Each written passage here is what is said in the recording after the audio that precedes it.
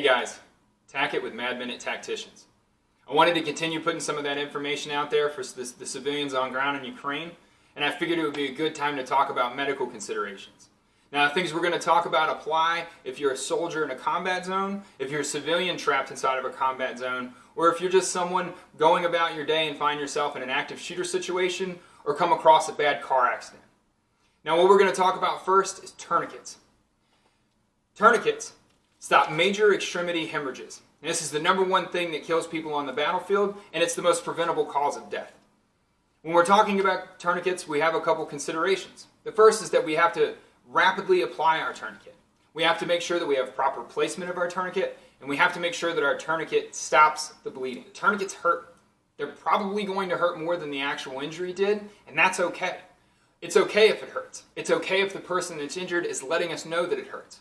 Because them letting us know that they're in pain lets us know that they have a patent and open airway, and it lets us know that they're alert and conscious. If we have multiple people that are injured and we're trying to provide care for all of them, and one of them stops making noise, we know we have a bigger issue. Other considerations here are going to be if our first tourniquet doesn't stop the bleeding, we're not going to take it off. We're just going to apply a second tourniquet. We don't want to apply our tourniquets over the elbows, over the knees, high and tight into the armpits, because this just isn't going to do anything. Our last consideration with tourniquets is that if we have things in our pockets like pocket knives, cell phones, if we're wearing holsters, all of that stuff needs to come off and the tourniquet needs to go directly against the body. Now it can be applied over clothing, but if we're trying to compress the leg or the arm down around a cell phone, it's not going to be as effective. Now when we're putting our tourniquet on, we want to make sure that we stay high and tight on our wounded extremity. And that goes for our arms and our legs. We want to stay high on the upper part of the arm and high on the thigh. And the reason for that being that the lower part of your arm and the lower part of your leg has two bones inside of it, and the upper part of your arm and the upper part of your leg has one bone inside of it. It's much easier to compress that artery against one bone than it is trying to compress that artery between two bones. So we always want to go high and tight no matter where the injury is. Now I pulled a quick 1-minute video from the Committee on Tactical Combat Casualty Care. This is just a great animation to show you how a tourniquet works and what we're trying to accomplish with it.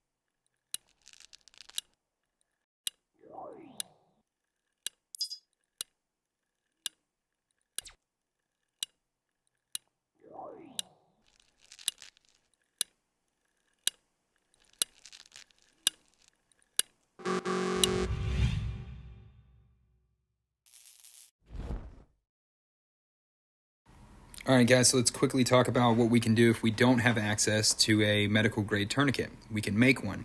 Now we want to use some sturdy fabric. We want to avoid things like belts that just don't work as well as you think they will. Now our sturdy fabric needs to be at least 2 inches wide or better, and that's going to help us prevent nerve damage when we put this on. Now we're going to tie this high and tight onto the leg, and then we're going to apply a nice sturdy windlass, preferably a nice thick piece of wood. We want to avoid things like pens or pencils that can break. We're going to insert the windlass into our tourniquet, and we're just going to twist that until the bleeding stops. Now once we've controlled the bleeding, we need to secure our windlass somehow. Now we can either get stuck holding it, or we can secure our windlass using a little bit of tape across the bottom of the top. If we don't have tape, we can use another piece of sturdy fabric and just tie it in place. Now the next thing that we're going to talk about is penetrating chest trauma, and that's going to be a sucking chest wound. Now your chest operates off of a sealed vacuum system. Your diaphragm pulls down, and that pulls your lungs open and fills them with oxygen. If you have a hole in your chest, then that negative pressure isn't there, and eventually your lung and your chest cavity is going to fill with air or blood and collapse that lung. That's going to lead to death. The simplest solution for this is to cover that hole. Now, if we have two holes, front and back, we need to cover both. There's lots of great medical chest seals out there on the market, to include the Halo chest seal and others. But what we're going to talk about really quickly is, what if we don't have access to those? What are some things that we can use? Any type of good, thick, durable plastic. We can use saran wrap. We can use a chip bag if we needed to. We're just going to tape that chip bag on all four sides with some good sticky adhesive tape, being medical tape or duct tape. And we're going to make sure that both holes, front and back, are sealed and covered. Now, we have the ability, if we realize that our patient is starting to not do as well as they were when we initially covered that hole, we're just going to pull that bandage back off a little bit and allow either air or blood to escape that cavity, allowing the lung to fully inflate again. Now, the premier chest seal on the market is the Halo chest seal. It comes packaged with a front and back seal, and the bag itself can be ripped in half and used as a front and back chest seal itself. Now, consideration here is that the chest seals themselves will not be able to be vented, and you will have to do a needle chest decompression, but that needs to be done by a qualified medical professional. Now, I attached a quick video from Prometheus Medical talking about one of their proprietary chest seals, but this is a really great animation to show you what's going on inside of your chest and what we're trying to accomplish when we seal that chest with a chest seal. Penetrating chest trauma can be immediately life-threatening and needs urgent medical intervention. This is particularly the case where the wound communicates with the chest cavity, causing an open pneumothorax, potentially collapsing the affected lung. The lungs are normally soft and compliant and fill the pleural cavity. On inhalation, the intercostal muscles lift the rib cage, expanding it and creating a negative pressure. With an open airway, the lung expands to fill the space. This is assisted by the muscular sheet known as the diaphragm contracting and flattening, also enlarging the chest cavity and expanding the lungs. In open pneumothorax, a wound creates an open passage between the external environment and the pleural cavity. Air can potentially pass in and out of the chest cavity through the hole in the chest. With the loss of negative pressure in the pleural space, which would normally hold the lung in an expanded state, the lung on the affected side will now collapse. With inspiration, the rib cage will expand and the diaphragm flattens, but the negative pressure may now pull air into the chest cavity through the hole in the chest wall. Depending on the size of the wound, the affected lung may partially expand or may remain completely collapsed. The effect of air being drawn in through the hole in the chest has led to the term sucking chest wound, though this movement of air may not always be obvious.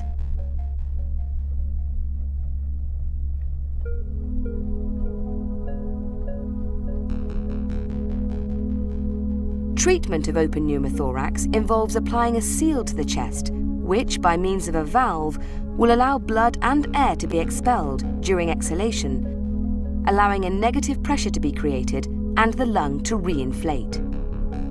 The patented Russell chest seal represents a state-of-the-art dressing designed by leading trauma experts for this specific purpose. Hey guys, I hope you liked this week's video, and I just want to go on record as saying this should not be considered a full medical class, but this is the first aid basics that can help you make a difference in a bad situation. I'm going to end this video this week attaching a short tactical considerations video by a company called UF Pro. If you don't know who UF Pro is as a company or a YouTube channel, you should definitely check them out. I'll put their link in the comment section down below. And as always, like and subscribe. Help me grow the channel. Slide on over to Instagram, pick up a t-shirt, and help support the channel. And remember, freedom doesn't ask for permission. And it's okay to be dangerous. See you soon.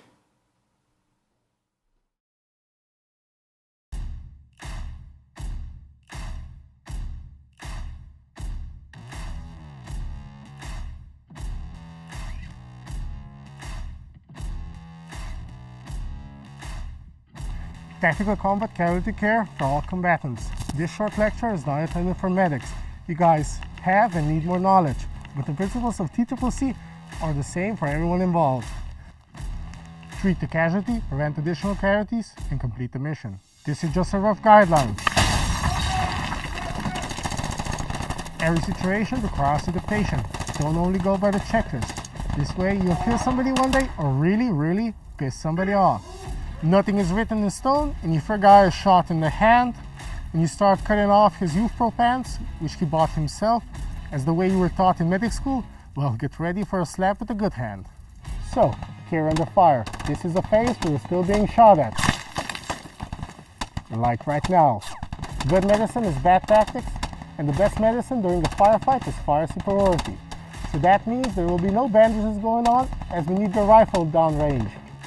So, we take cover and return fire.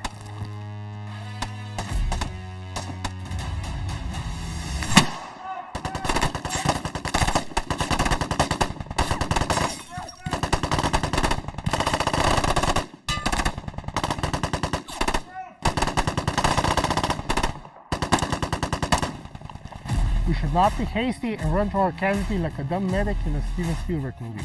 We need to find out if we have any more casualties, how many casualties do we have, and then establish a plan how to evacuate our casualty from point X. There are many ways around that. If we can get to him safely, we grab and go.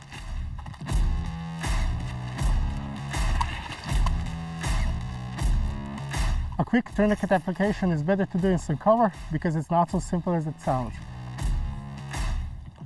But if we can't do that, at least apply direct pressure to the artery or do a stopgap to the wound. If we can't get to our guy, we try to scream, radio him to move to cover. Get to cover! Apply sulfate.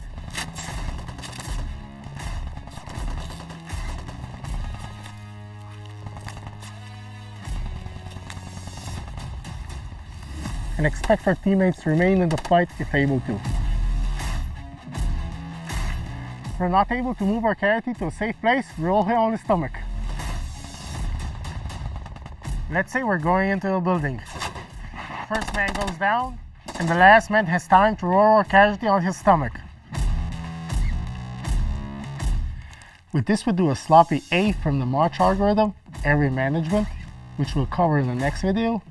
We generally don't do this in care under fire, but this is a simple way to make sure our casualty is not suffocating on his own tongue or blood. Sounds matter of fact, but we're buying some extra time while staying in an active situation, so we can eliminate the threat and come back for our guy when we can. Oh, and also, if our guy has a sport weapon or mission-sensitive items, switch his weapon with yours and get his backpack. That sums up care under fire, since we eliminated the hostile threat. Now we're going into tactical field care, but that in the next video.